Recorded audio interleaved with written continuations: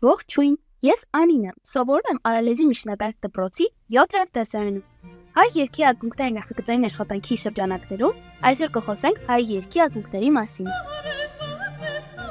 Հայ երգը մեր ժողովրդի հոգևոր ու մշակութային ժառանգության ամենապայծառ կողմերից է։ Նրա ակունքները գալիս են շատ հին ժամանակներից, երբ դեռ գիրը և մշակույթը զարգացած չէ, և մարդիկ իրենց հույզերն ու ապրումներն արտահայտում են երգի միջոցով։ Այս երգերը մեր ազգային ինքնության հիմքերից են։ Դրանք պատմություն են պատմում, հիշողություն են պահպանում և սերունդներ են կապում իրար։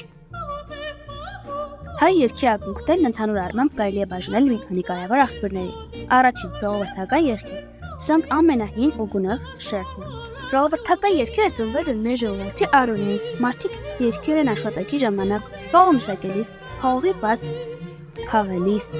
ջուր տանելուց կամ հաց թխելիս, երգել են հարսանիքներին ու թաղումներին, տոներին ու կրոնական արարողություններին։ Այդ երգերը պարզ են, բայց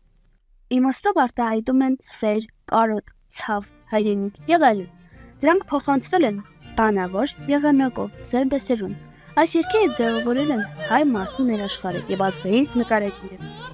2. Հոգևոր երգեր, շարականներ։ Հայ երգի երկրորդ խոր ակունքները եկեղեցական երգարվեստն է։ Երբ Մեսրոպ Մաշտոցը ստեղծեց հայկական գրերը, միաժամանակ սկիզբ դրվեց գրավոր հոգևոր երգարվեստի զարգացմանը։ Շարականները հատուկ եկեղեցու համար գրված երգեր են ուղարկում Աստծուն, սրբերին և տոներին։ Դրանք խորը փիլիսոփայություն և աստվածապաշտություն ունեն։ Այս երգերը գրել են մեծ հոգևոր հայրեր՝ Ներսես Շնորհալին, Նիքոր Նարեկացին և ուրիշներ։ Դրանք հայ մարդու հոգևոր սնունդն են դարեր շարունակ։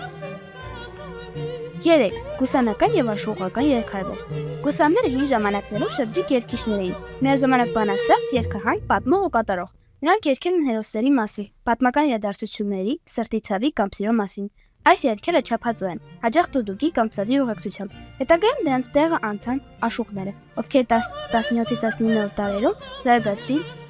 զարգացրեցին սիրային, հայրենասիրական և փիլիսոփայական երգի ժանրերը, սայթներն այդ արվեստի ամենահայտնի ներկայացուցիչներից են։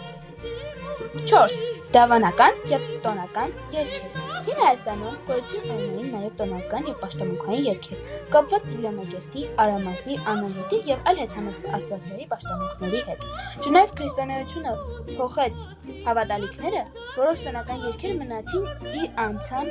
քրիստոնեական տոների մեջ ձևափոխված բովանդակությամբ։